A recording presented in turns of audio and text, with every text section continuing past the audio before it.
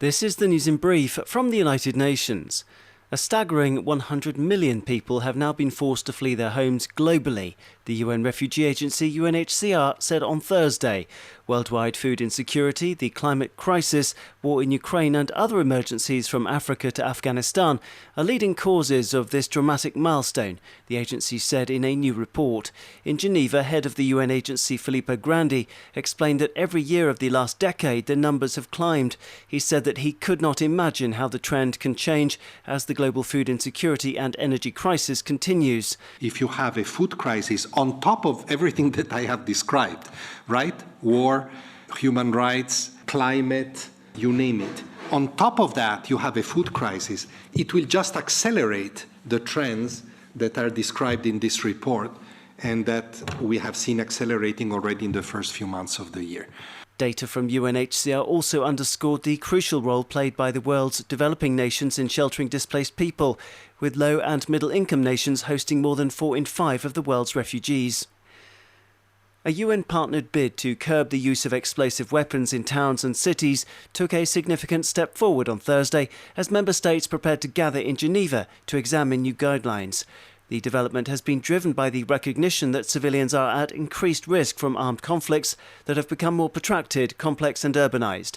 The weapons that continue to be used in urban settings are totally unsuited to heavily built-up areas, said Dominique Gosseur from the UN Office for the Coordination of Humanitarian Affairs, or OCHA. Today, some 50 million people are estimated to be living in situations of urban conflict or at the threat of urban conflict and are exposed to the acute risks and dangers posed by these weapons. So the political declaration tomorrow that will be presented by Ireland, that has been stewarding this process for the last 3 years, is going to be a key step to step up the protection of civilians. Last year, more than 1,200 incidents involving the use of explosive weapons in populated areas were recorded in 21 states, causing the death or injury of over 10,000 people.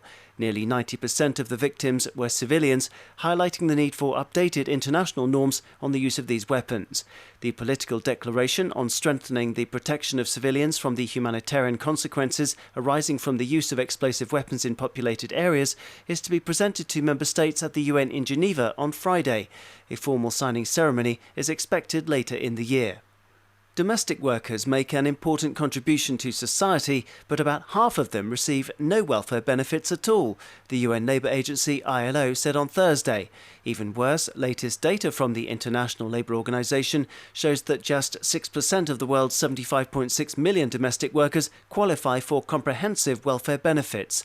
This is despite the fact that these key workers provide vital care for families and households, ILO explained, citing data that shows that well over 9 in 10 domestic workers lack access to benefits that many of us take for granted, from medical care to sickness and unemployment assistance, old age pensions and invalidity support.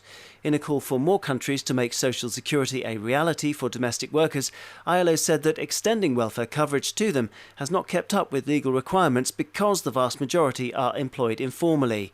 Women are particularly vulnerable as they make up more than 3 in 4 of the domestic workforce. Daniel Johnson, UN News.